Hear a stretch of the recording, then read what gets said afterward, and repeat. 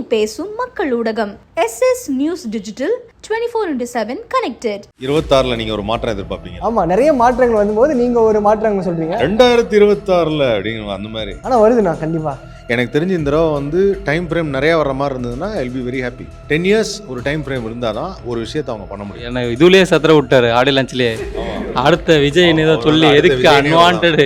நான் என்ன சொல்றேன்னா, விஜய் சார் இனிமே படம் நடிக்க போறது ஆமா, எப்படியும் அந்த மாதிரி டான்ஸ் ஆடுறதுக்கு ஒருத்தர் வேணும், பாட்டு பாடுறதுக்கு. கரெக்டா.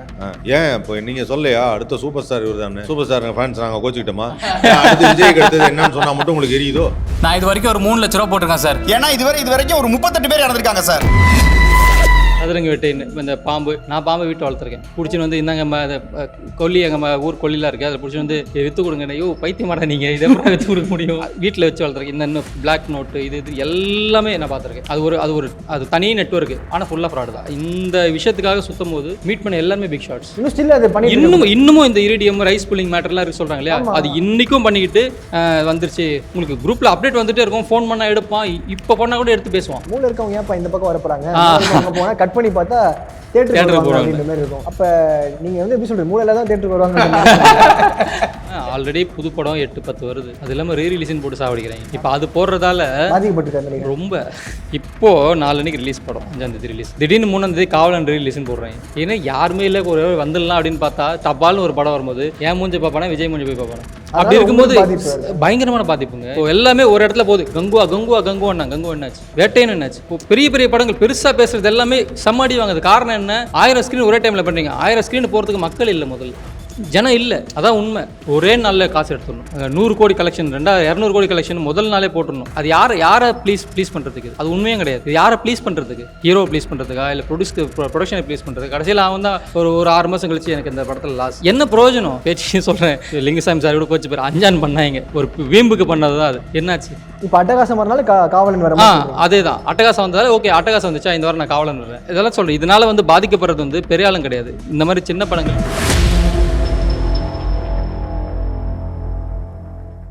சைல்டுஹுட்டை ரொம்ப அருமையாக வச்சிருந்த 2 பர்சனாலிட்டிஸ் முன்னாடி வந்து இன்டர்வியூ எடுக்கிறதுல ரொம்ப சந்தோஷமா இருக்கு. யாரோட சைல்டுஹுட்? நாங்கள் வந்து சின்ன வயசுல இருந்து பார்க்குறது தான் சொல்லுவாங்க, கொஞ்சம் நடிங்க பாஸ், எல்லாருக்கும் கண்டிப்பாக கேட்டிருப்பாங்க. அதெல்லாம் வந்து ஒரு கண்ணாடியை போட்டு எப்படி வந்து பயங்கரமாக ஃபன்னு, அதுவும் ஆடியன்ஸ் கிட்ட இருந்து அந்த மாதிரி கண்டென்ட்டை புல் பண்ணுறது பெரிய டாஸ்க்கு. இப்போ அதை வந்து நாஸ்டாலஜியா திருப்பி பார்த்தாலுமே வந்து சொல்லுவாங்க பார்த்தீங்களா, ஒரு பீரியட் லொல்லு சபாவை ரீவாட்ச் பண்ணாலுமே நம்மளுக்கு வந்து அகைன் அது தெரியும் ஸ்பூஃப், அதனால நல்லாயிருக்கும். அது மாதிரி கொஞ்சம் நடிங்க பாஸ் வந்து தெரியும் இது மாதிரி கொஞ்சம் கலாயாக போகும், நல்லா இருக்கும் அப்படின்னா அந்த இன்னசென்ட்டோட ஒன்று பண்ணுவீங்க பார்த்தீங்களா, அது வந்து பயங்கரமாக இருக்கும். சொல்லும் போதே ஏதோ இன்னசென்ட்டோட ஒன்று பண்ணுவீங்க பார்த்தீங்கன்னா நீங்கள் பயங்கர கேடி அப்படிங்கிற மாதிரி இருக்கு. பண்ணுவோம், நேச்சுரலாக வர்றது தான். நமது மக்கள், நமது சினிமா, அதை வந்து டயலாக்லாம் பேசி எடுக்கிறது, அவ்வளோதான். அண்ட் இப்போ எப்படி நான் ரிசப்ஷன் இருக்கு, லைக் அது முடிச்சக்கப்புறம் பெரிய ஒரு கேப், அதுக்கப்புறம் நாங்கள் எதிர்பார்த்துட்டே இருந்தோம். அது மாதிரி ஒரு பேங்கரான ஒரு எபிசோடாக இருக்கட்டும், ஒரு வீடியோஸாக இருக்கட்டும், உங்ககிட்ட ரெகுலராக எதிர்பார்த்துட்டு இருந்தோம். ஒரு குட்டி கேப்பாக இருக்கேன், அதெல்லாம் எப்படி நீங்கள்? குட்டி கேப் இல்லை, 5 இயர்ஸ் ஆச்சு அது நிறுத்தி. அதுக்கப்புறம் இப்போது நெக்ஸ்ட் இயர் ஆரம்பிக்கலான்னு. நெக்ஸ்ட் இயர் ஒரு மார்ச் அந்த மாதிரி டைம்லேருந்து ஆரம்பிக்கிறதுக்கு. 26லேருந்து புது 26ல நீங்கள் ஒரு மாற்றம் எதிர்பார்ப்பீங்க. ஆமாம், நிறைய மாற்றங்கள் வரும்போது நீங்கள் ஒரு மாற்றங்கள் சொல்கிறீங்க 2026ல அப்படிங்கிற அந்த மாதிரி. ஆனால் வருதுண்ணா கண்டிப்பாக. வரும். நீங்கள் எதிர்பார்க்குற எல்லா மாற்றமும் வரும். நீங்கள் 2026 இப்போ ஒரு மாற்றம் வருனீங்க, அப்போ மாற்றம் வருங்கிறது என் நிகழ்ச்சிக்கு மாற்றம். ஓகே. அதாவது என்னன்னா, எது சொன்னாலுமே வந்து இல்லை 2000 அண்ணன் கியூ கொடுத்துட்டாரு, என்ன கியூ கொடுத்துட்டா மட்டும். நான் என்ன கேட்குறேன்னா, சரி உங்கள் பாயிண்ட்டுக்கே வரேன்.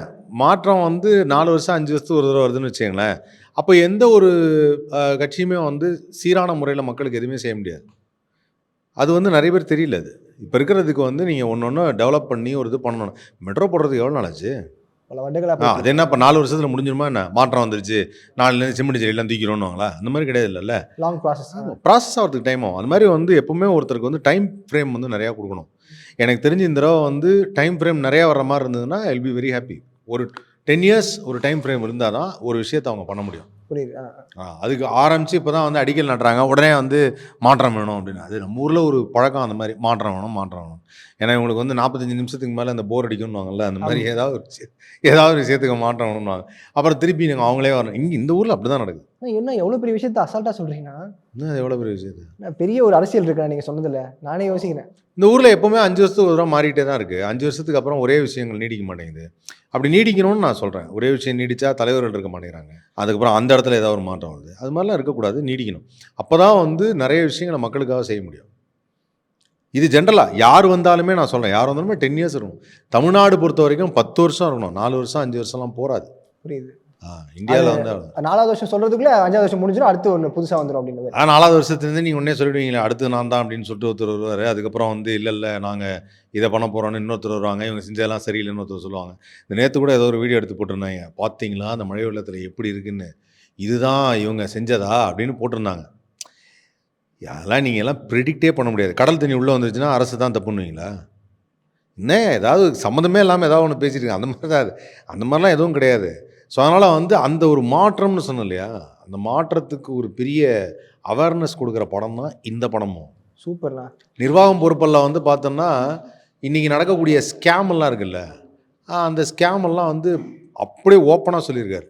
இல்லை நீங்கள் சொல்கிறத பார்த்தோன்னே டேரக்டர் அண்ட் ஆக்டரோட மைண்ட் வாய்ஸும் இவர் பேசுறதுக்கும் எங்களுக்கும் நிர்வாகம் பொறுப்பு இல்லை அப்படின்ற மாதிரி யோசிச்சிருக்காங்க. எங்களுக்கு பொறுப்பே கிடையாது. இப்போ தெரிஞ்சுதா நாங்கள் எப்படி கொண்டு வந்தோம் அந்த டாபிக்? ஆமாம் ஆமாம், அதை பார்த்தா எனக்கு தோணுச்சு, ஐயோ அவர் கொஞ்சம் செதற ஆரம்பிக்கிறாரு அப்படின்ற மாதிரி. பார்த்தியா, என்ன இதுலயே சத்திர விட்டாரு ஆடி லஞ்ச்லயே. அடுத்த விஜய் ஏதோ சொல்லி எதுக்கு அன்வான்டடு. நான் என்ன சொன்னேன்னா, விஜய் சார் இனிமேல் படம் நடிக்க போகிறது இல்லை, ஆமாம் எப்படியும் அந்த மாதிரி டான்ஸ் ஆடுறதுக்கு ஒருத்தர் வேணும், பாட்டு பாடுறதுக்கு வேணும், stunt fight sequence. Fight sequence ஒரு ஃபிலிம் டைரக்டராக டைரக்டும் பண்ணி நடித்தும் டான்ஸும் ஆனது அப்படிங்கிறதுலாம் ஒரு சில பேர் தான் பண்ணியிருக்காங்க. Rare quality. ஆமாம், ரேர் குவாலிட்டி. அப்போ அந்த ரேர் குவாலிட்டி நல்லா பண்ணுறாரு, நல்லா இருக்கு அப்படிங்கிறத சொல்கிறதுல என்ன தப்பு இருக்குது? கரெக்டா. ஏன் இப்போ நீங்கள் சொல்லையா அடுத்த சூப்பர் ஸ்டார் இவர் தானே, சூப்பர் ஸ்டார் ஃபேன்ஸ் நாங்கள் கோச்சிக்கிட்டோமா, அடுத்து விஜய்க்கு அடுத்தது என்னன்னு சொன்னால் மட்டும் உங்களுக்கு எரியுதோ? கரெக்ட். ஐயோ ஐயோ ஐயோ. தலைவர் ஃபேனா? நான் ஆல் டைம் தலைவர். நம்ம தலைவர் ஃபேனா, அது பிரச்சனை இல்லை. நம்ம ஒரே அணி. அண்ட் இவங்ககிட்ட போயிடலாம். கேள்வி அவங்க வந்துட்டு சொல்லணும்னா நிறைய சொல்லிட்டே போகலாம். இப்போ வந்து குட்டி பசங்களை வச்சு இந்த குட்டீஸ் கிச்சன், ஆமா அதெல்லாம் பண்ணிட்டு இருக்கோம். நாங்களும் அதை பார்த்து ரசிச்சுட்டு தான் இருப்போம். எங்களுக்குமே அது வந்து ரொம்ப அழகா இருக்கு. குட்டீஸ் 2 குட்டீஸுமே நாங்க பாக்குறோம். சொல்லுங்க, இந்த படத்துல எப்படி? இதுல பாத்தீங்கன்னா நிறைய ஸ்கேம் வந்து நானும் பண்ணுவேன். நிறைய கெட்டப்ஸ்லாம் போட்டிருக்கேன். ஆமா, நாங்களாம் ஒரு கூட்டாளிகள், நிறைய கெட்டப்ஸ்லாம் போட்டிருக்கோம். ஒரு சூப்பரான ஒரு படம். மக்கள் இதை பார்த்து பயங்கரமா இது மாதிரிலாம் நடக்கக்கூடாது, இதெல்லாம் பண்ணால் நிறைய பிரச்சனை வரும் அப்படின்லாம் சூப்பராக காட்டியிருக்காங்க நம்ம director sir. Thank you so much, எனக்கு இந்த கேரக்டர் கொடுத்ததுக்கு ரொம்ப நன்றிங்க. நீங்கள் ஏதாவது ஸ்கேமில் மாட்டிருக்கீங்களா? பயங்கரமான ஸ்கேம் ஏதாச்சும்? இல்லை, ஆக்சுவலாக வந்து எனக்கு ஒருத்தவங்க வந்து பணம் போட்டிருக்காங்க, இங்கே கிடையாது, ஏதோ சம் பாம்பே நினைக்கிறேன், தெரியல, ஏதோ ஒருத்தவங்க. ஆமாம், டபுள் லாஸ்ட் நம்பர் 22ல முடியும். ஸோ அதில் ஏதோ ஒரு நம்பர் மாறி எனக்கு வந்துடுச்சு. 20,000 போட்டாங்க. நான்ல சரி ஓகே சும்மா தான் வந்திருக்கு போல அமௌண்ட் அப்படின்னு நினச்சி, இல்லை அந்த மாதிரி ஃபோன் பண்ணி கேட்பாங்கல்ல, ஃபோன் பண்ணி கேட்பாங்கல்ல, இல்லைங்க நான் போட்டேன் நீங்கள் வந்து திரும்ப அனுப்புங்க அப்படின்ட்டு. நாளே எனக்கு பயம் வந்துருச்சு, என்னது திருப்பி அனுப்புங்களா, ஃபஸ்ட்டு அது வந்துச்சான்னு பார்க்குறேன் அப்படின்ட்டு போய் செக் பண்ணால் உண்மையாகவே வந்திருந்தது. ஆனால் வந்து நான் ஒரு அரை மணி நேரம் ஆச்சு அதை நான் அனுப்புறதுக்கு. ஏன்னா அது உண்மையான காசா. அப்புறம் ஃபோனில் வந்து பேங்க்குக்கு கால் பண்ணி இது மாதிரி வந்திருக்குங்க, இது வந்து தப்புன்னு சொல்கிறாங்க, இல்லை உண்மையாகவே மாறி தான் வந்திருக்கு, நீங்கள் அமுச்சு விட்ருங்க அப்படின்னாங்க.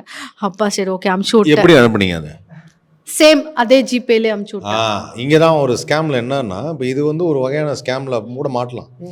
இப்போ திருப்பி அனுப்பணும்னு நீங்கள் முடிவு பண்ணிட்டீங்கன்னா, அந்த கேஷை எடுத்துட்டு வித்ட்ரா பண்ணி கேஷை ஒன்று அவங்க அக்கௌண்ட்டில் போய் டெபாசிட் பண்ணணும். அந்த நம்பர்லாம் போட்டு பேங்க்கில் கொடுத்து அக்கௌண்ட்டில் டெபாசிட் பண்ணணும்னு வச்சுக்கோங்க, நமக்கு ப்ராப்ளம் வராது. இவங்க ஜிபேல அனுப்பும்போது அதுலேருந்து எடுத்துட்டாங்கன்னா இல்லை, அதுதான் சொல்கிறேன், ஸ்கேம் ஆயிடுச்சுன்னா அதுதான் விசாரிச்சுட்டு பேங்க்ல கேட்டுட்டு போயிட்டு திருப்பி அனுப்பும்போது நீங்கள் போடுறீங்கல்ல, அது ஏதோ ஒரு ஆப் மாதிரியோ இல்லை விஷயம் மாதிரி இருந்து இது மாதிரி ஒரு ஸ்கேமே இருக்கு. ஆமாம் அவங்க மாதிரி ஒரு ஸ்கேம் சொல்லும்போது அந்த லிங்கை கிளிக் பண்ணி சார் தெரியாமல் வந்துருச்சு எனக்கு திருப்பி அனுப்புங்கன்னு ஒன்று இருக்குல்ல, அதுவும் ஒன்று இருக்கு. அதை சொல்றேன். ஸோ இது இந்த நாலேஜ் வந்து நமக்கு வேணும். ஓகே, அப்போ அந்த அவேர்னஸை கிரியேட் பண்ணுறது அந்த படத்தில் பண்ணது. இந்த படத்தில் ஃபுல்லாகவே ஸ்கேம் பண்ணுற கேங் தான். நாங்கள் இந்த ஸ்கேம் பண்ணுற கேங்கில் பார்க்கும்போது தெரியும் அவங்களுக்கு, நம்ம இந்த மாதிரி ஒரு ஸ்கேமில் மாட்டிருக்கோம்.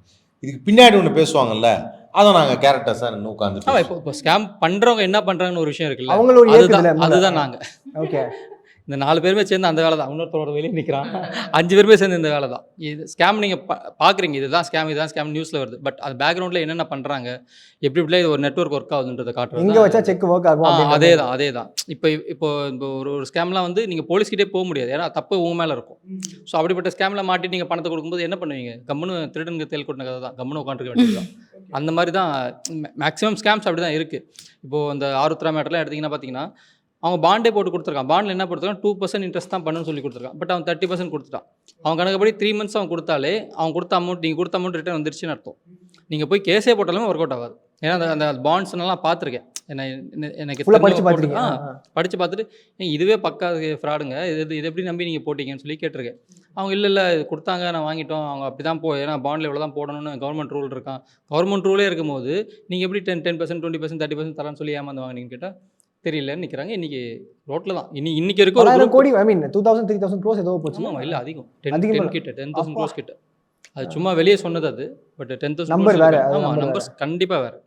ஏன்னா எங்கள் ஊர் சைடில் மட்டுமே ஒரு 100 கோடி போயிருக்கு. சோளிங்கர்ன்ற ஒரு ஊர், நான் சொந்த சோளிங்கர்ன்ற ஊரில் மட்டுமே 100 கோடி போயிருக்குன்னா, அப்போ ஆல் ஓவர் தமிழ்நாடு இது போட்டிருக்காங்க. எவ்வளோ க்ரோர்ஸ் இன்வெஸ்ட் ஆகிருக்கும் பாரு. இது சொன்னது, வெளியே சொன்னது இந்த மாதிரி ஏமாந்தாங்க. அது மாதிரி இந்த ஆன்லைனில் வீடியோ கால் பார்த்து ஏமாறுறது, அந்த மாதிரி நிறைய பேர் வெளியே சொல்ல முடியாமல் அவங்களோட நியூடு வீடியோ வந்திருக்கு, அவங்களோட இது வந்திருக்கு, சொல்ல முடியாமல் காசை போட்டுட்டு அப்படியே அமைதியாக இருக்காங்க. ஃப்ரெண்ட்ஸ் கிட்ட ஷேர் பண்ணுறாங்க. ஃப்ரெண்ட்ஸ் என்ன சொல்கிறாங்க, அவங்களால எதுவும் பண்ண முடியாது. இதை போலீஸ் கிட்ட போக முடியாது, போனால் நீ ஏன் அப்படி போகணும்னு சொல்லி அவங்களே கேள்வி கேட்குறாங்க. ஸோ அதுதான் இது. இந்த மாதிரி ஸ்கேம்ஸ் எல்லாம் பின்னாடி எப்படி நடக்குது, ஸோ இது மாதிரிலாம் பார்த்து உஷாராக இருந்துங்க. இது மாதிரி ஸ்கேம் எப்படின்னா நீங்கள் உட்கார ஒரு பேப்பரில் போட்டு சரி ஃபுல்லாக எழுத ஆரம்பிச்சிருப்பீங்க, 101 வே டு ஏமாறுவேலி அப்படின்ற மாதிரி. இல்லை, அதான் சொல்கிறேன். இப்போ நான் எடுக்கணும்னு நினச்சா நான் அடையாளம் சொன்ன மாதிரி தான் 10 பார்ட் எடுக்கலாம் இந்த படத்தை. இப்போ நான் என்ன லிமிட்டடாக என்னால் என்ன முடியுமோ அதை நான் 4 ஸ்கேம் சொல்லியிருக்கேன். இப்போ நான் திருப்பி எடுக்கணும்னா டெஃபினட்டாக இருக்கு, லிஸ்ட் நிறைய இருக்குல்ல சார். ஆமாம்மா, கண்டிப்பாக. சதுரங்க வேட்டை வந்ததுக்கப்புறம் இதே மாதிரி ஒன்று பண்ணுவாங்கன்னு எதிர்பார்த்துட்டு இருந்தோம். ஆக்சுவலி சதுரங்க வேட்டை வரும்போதே வந்து நான் வேலூர் மாவட்டம் தானே அப்போது, அதனால் இந்த மாதிரி விஷயங்கள்லாம் நடந்துச்சு. ஸோ அதை வச்சு பண்ணலான்னு எழுதிட்டு இருக்கும்போது தான் டப்புன்னு வினோத் சார் நான் விட்டார் சதுரங்க வேட்டைன்னு. இப்போ இந்த பாம்பு, நான் பாம்பை வீட்டை வளர்த்துருக்கேன். பிடிச்சின்னு வந்து இந்தாங்க கொல்லி, எங்கள் ஊர் கொல்லிலாம் இருக்குது, அதில் பிடிச்சி வந்து இதை விற்று கொடுங்க. ஐயோ பைத்திய மாட்டா நீங்கள், இதை விற்று கொடுக்க முடியும்? வீட்டில் வச்சு வளர்த்துருக்கேன். இந்த பிளாக் நோட்டு இது எல்லாமே நான் பார்த்துருக்கேன். அது தனி நெட்வொர்க்கு, ஆனால் ஃபுல்லாக ஃப்ராடு தான். ஒரிஜினாலிட்டி எங்கேயுமே கிடையாது. இந்த பெரிய பெரிய ஆளுங்கள்லாம் நான் அப்போ இந்த விஷயத்துக்காக சுற்றும் போது மீட் பண்ண எல்லாருமே பிக் ஷாட்ஸ். பட் அவங்களாம் இதுக்கு பின்னாடி எப்படி இருக்காங்கன்றது எனக்கு இன்னுமே ஆச்சரியம் தான். நான் இங்கே டி நகர்லேயே 2-3 பெரிய பெரிய வீட்டுக்கு போயிருக்கேன். அதெல்லாம் இது எங்கேயுமே சொல்ல, இப்போ தான் உங்கள்கிட்ட தான் ஓப்பன் பண்ணுறேன். இவங்களுக்கு கூட தெரியாது இது இருக்கும். ஸ்கிரிப்ட் சொல்லும்போது இவர்கிட்ட சொல்ல. பட் நான் இந்த விஷயமா இந்த செகண்ட் பிஸ்னஸ் பண்ணவங்க கூடலாம் பழகும்போது இந்த மாதிரி விஷயங்கள் நினச்சி மீட் பண்ண எல்லாம் பிக் ஷாட்ஸ். ஒரு நெட்வொர்க் இருக்குது, கீழே பெரிய நெட்வொர்க் இருக்குது, இன்னமும் இருந்துட்டு இருக்கு. இன்னும் ஸ்டில் அது பண்ணிட்டு இன்னமும் இந்த இரிடியம் ரைஸ் புல்லிங் மேட்டர்லாம் இருக்கு சொல்கிறாங்க இல்லையா, அது இன்றைக்கும் பண்ணிக்கிட்டு வந்துருச்சு, 1000 கோடி வந்துருச்சு, லாக்கரில் வந்துட்டு இருக்கு, 25 பேர் கார் கொடுக்குறோம், கிஃப்ட் கொடுக்குறோம் நம்பிட்டு உட்காந்துட்டு அதுக்கு காசு செலவு பண்ணிட்டு இருக்காங்க. ஒரு மீட்டிங் போட்டது வச்சு அதுக்கு ஒரு குரூப் வச்சுட்டு, அந்த குரூப்லாம் இருக்கும். அப்புறம் அந்த குரூப்பில் பார்க்கும்போது வந்துட்டு கூட்டமாக நிற்பாங்க, ஒருத்தர் மட்டும் கோட்டு போட்டு கை தட்டி இருப்பாங்க, கை தட்டி அப்படியே ஒருத்தர் நடந்து ஒரு பூலாம் போடுவாங்க. அதெல்லாம் பார்க்கும்போது எப்படி அது எம்எல்எம், அது ஒரு பாட்டு, அது ஒரு டைப். இவங்க எப்படின்னா அப்படிலாம் இல்லை, ஒரே ஒரு ஆள் தான் மெயின் ஆள். அவர் வந்து பிஸ்னஸ் முடிச்சிட்டாரு, காசத்தை வித்துட்டு இப்போ அவர்கிட்ட பணம் வந்துருச்சு, அவர் வந்து பிரித்து கொடுக்கணும். அதை பிரித்து கொடுக்கறதுக்காக ஒரு இது கிரியேட் பண்ணுறாங்க. இப்போ உனக்கு வந்துட்டு ஒரேடியாக போட முடியாது, உன் பேரில் 10 பேர் சொல்லு, 10 பேர் ஆளுக்கு 1 லட்சம் கொடுங்க, உங்களுக்கு வந்து ஒரு 2 கோடி வரும், இல்லை 3 கோடி வரும். நீங்கள் 1 லட்சம் போட்டால் 3 கோடி என்ன பண்ணுவீங்க? சரி, ஏதோ அடிச்சு பிடிச்சி வாங்கி போட்டுருங்க, அவ்வளோதான் முடிஞ்சு. அந்த 1 லட்சம் நம்மளுக்கு போட்டு நாமும் அவ்வளோதான். அதுக்கப்புறம் உங்களுக்கு குரூப்பில் அப்டேட் வந்துகிட்டே இருக்கும், ஃபோன் பண்ணால் எடுப்பான், இப்போ பண்ணால் கூட எடுத்து பேசுவான், வந்துகிட்டே இருக்குது, பண்ணுறோம். அடுத்து காரு ஒரு 2 கோடி ரூபா பணம் ஒரு கார், 2 கோடி ரூபா பணம் ஒரு கார், இது இப்படி ஒரு பேட்டர்ன். அது இன்னைக்கு வரைக்கும் நடந்துட்டு இருக்கு. சதுரங்க வேட்டை வந்து எத்தனை நாள் ஆகுது, எத்தனை வருஷம் ஆகுது? படம் பார்த்துட்டாங்க, படம் பார்த்துமே அந்த விஷயத்தை பண்ணிட்டு இருக்காங்க. இன்னும் அது பின்னாடி ஓடிட்டு தான் இருக்காங்க. அது நம்ம யாரை போய் குறை சொல்ல முடியும்? இப்போ நான் இது ஒரு எடுத்தேன், இதை பார்த்துமே மெசேஞ்சரில் போய் பொண்ணுக்கு மெசேஜ் பண்ணுறது, இல்லை இதே மாதிரி ஐஎம்எஸ் மாதிரி இன்னொரு கம்பெனி வரும், ஐஎஃப்எஸ் மாதிரி இன்னொரு கம்பெனி வரும், அதில் போய் இன்வெஸ்ட் பண்ணுறதுன்னு பண்ணிட்டு மக்கள் தான் சொல்கிறேன் ரிஸ்க். அதாவது அது இதுவே இல்லாமல் பணம் சம்பாதிக்கணும், உழைப்பே. அதான் சொல்லலை, அவர் சொல்ல வர்றது என்னன்னா, மக்களுக்கு வந்து தவிர்க்க முடியாத உணர்வுகள், நம்ம உள்ள ஏற்படுற உணர்வுகள். 2வது இந்த பணம் சீக்கிரமாக சம்பாதிக்கணுங்கிறது. இது வந்து இந்த நாட்டில் இல்லை, நான் சொல்கிறது வெளிநாட்டிலேயே, நான் சொல்கிறது அமெரிக்காவிலேயே இப்படி ஒரு பிக்கெஸ்ட் ஸ்கேம் நடந்தது.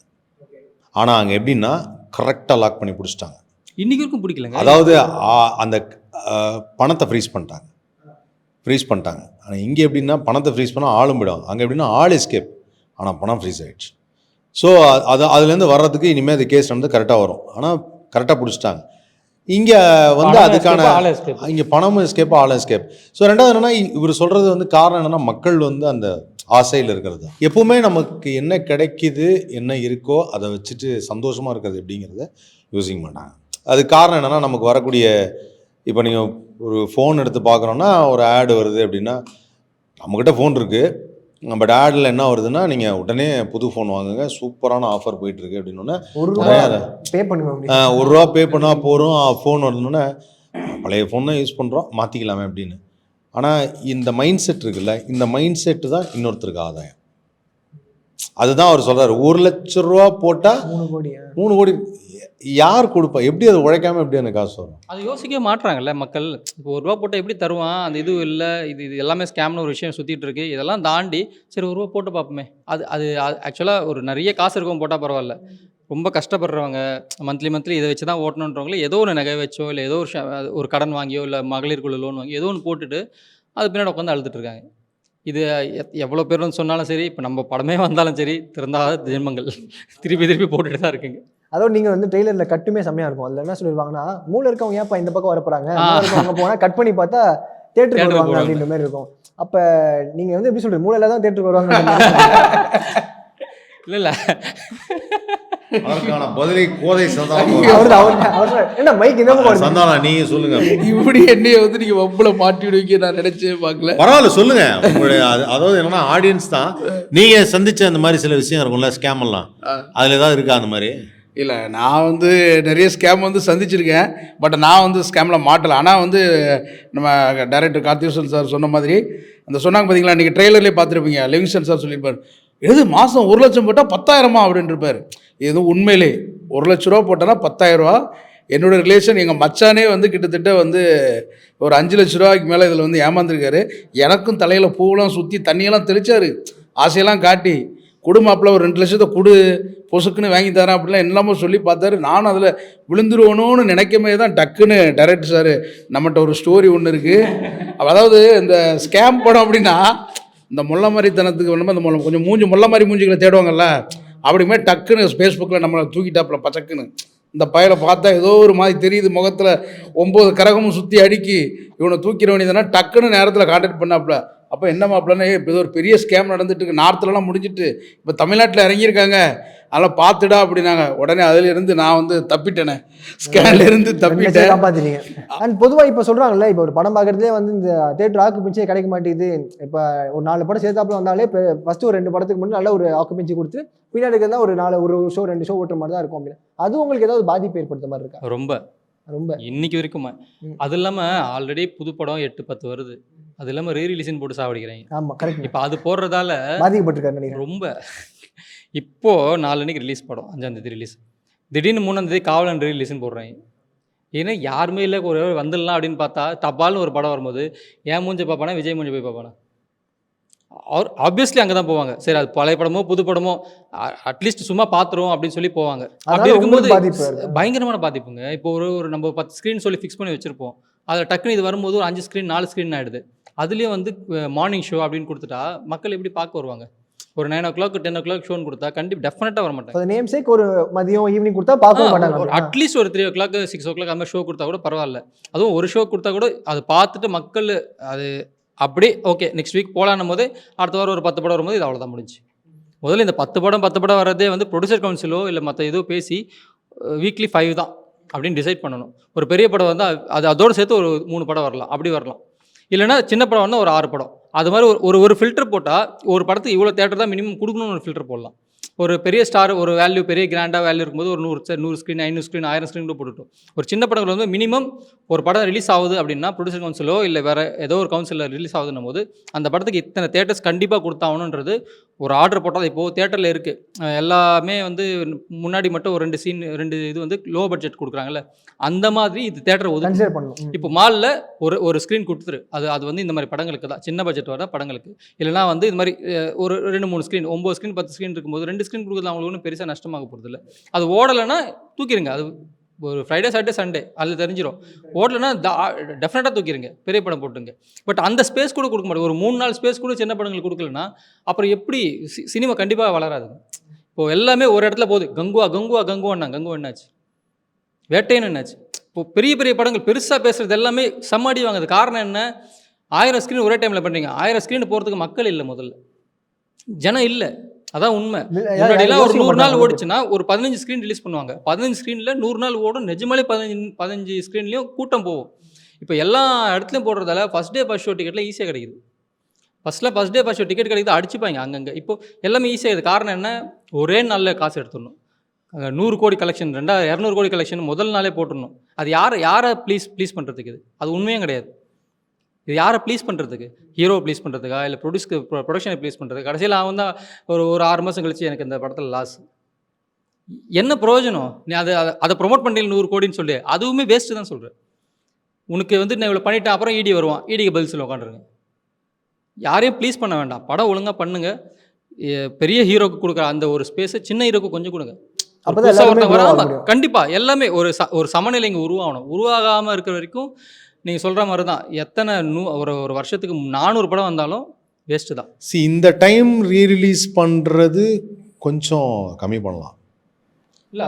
ஒரு பாயிண்ட்ல ஒரு படம் ஏன்னா நம்மகிட்ட ஒருத்தரோட பர்த்டே ரிலீஸ் ஆகிறதுக்கு நிறைய படம் அன்னைக்கு பண்றாங்கன்னா ஓகே, சம்மந்தமே இல்லாம நானும் பண்ணுவேன் ரீரிலீஸ். ஒரு ப்ரொடக்ஷன் கம்பெனி எடுத்துது, ஒரு நடிகர் வந்து அவர் சம்பாதிச்சிட்டான், ஓகே நம்மளும் ரீரிலீஸ் பண்ணி சம்பாதிக்கலாம்.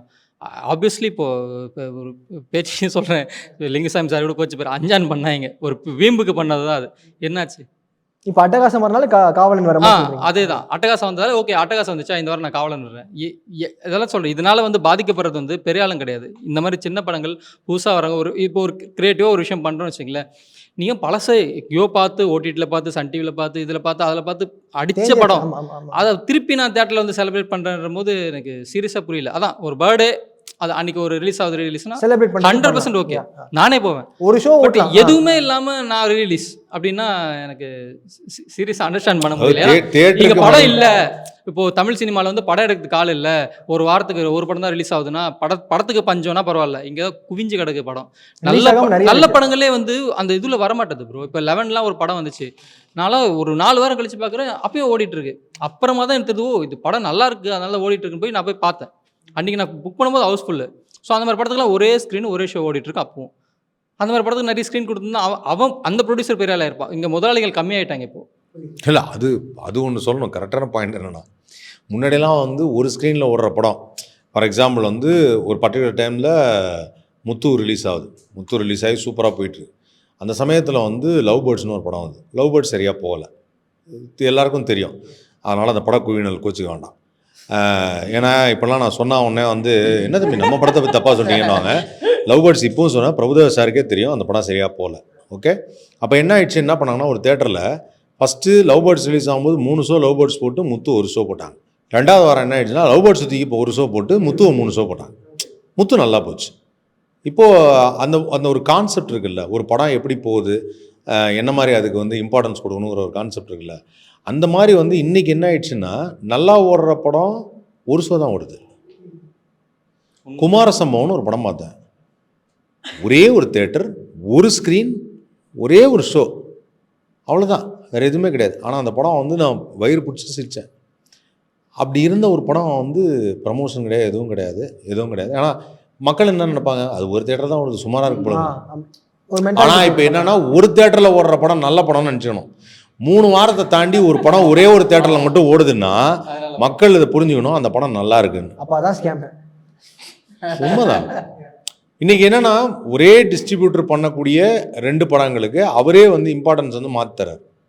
ஆமாம், அதுவும் நடக்குது. அதெல்லாம் கொஞ்சம் கஷ்டமாக இருக்கும். சரி, எல்லாத்துக்கும் ஈக்குவலாக தாங்க, ஓரளவுக்கு மக்கள் டிசைட் பண்ணுறாங்கல்ல. 2வது 3வது ஷோவில் தெரிஞ்சிட போகுது அந்த படம் எப்படி இருக்குது, என்ன பண்ணுறாங்கன்னு மவுத் டாக்டர் தெரிஞ்சிடும். அது டிசைட் பண்ணுறாங்கல்ல, அது டிசைட் பண்ணுறது கூட டைம் கொடுக்க மாட்டேங்கிறீங்க, ஷோ கொடுக்க மாட்டேங்கிறீங்க. முன்னாடிலாம் வந்து ஒரு பெரிய படம் இருக்குன்னா, சின்ன படம் வருதுன்னா ஓவர்ஃப்ளோ க்ரௌடுன்னு சொல்லுவாங்கல்ல, ஹவுஸ்ஃபுல் ஆனதுக்கப்புறம் வேறு எதுக்கு போகிறதுக்குன்னு ஒன்று விஷயம் இருக்குது. இப்போ அப்படி ஒரு விஷயமே கிடையாது. எல்லாமே ஆன்லைன் டிக்கெட் புக்கிங்கு. அது இல்லாமல் அந்த ஸ்க்ரீனில் ஒரு 4 இருக்குன்னா 4 ஸ்க்ரீன்லையுமே அந்த படம் தான் ஓடும்.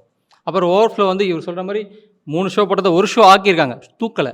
4 ஷோ முத்து போடல, ஒரு ஷோ கொடுத்துருக்காங்க. சரி, மார்னிங் ஷோ அது போட்டோம், 3 ஷோ இவங்க போட்டு. அந்த ஒரு அண்டர்ஸ்டாண்டிங் கூட இங்கே கிடையாது. நான் தான் நாங்கள் மட்டும்தான் அப்படின்ற மாதிரி ஒரு பெரிய நிற்குது.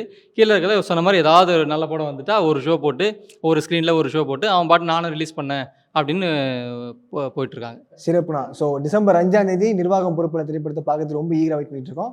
பார்த்துட்டு போஸ்ட் ரிலீஸ் நிறைய பேசுவோம். கண்டிப்பாக தேங்க்யூ. உண்மை பேசும் மக்கள் ஊடகம் SS நியூஸ் டிஜிட்டல் 24/7 கனெக்டட்.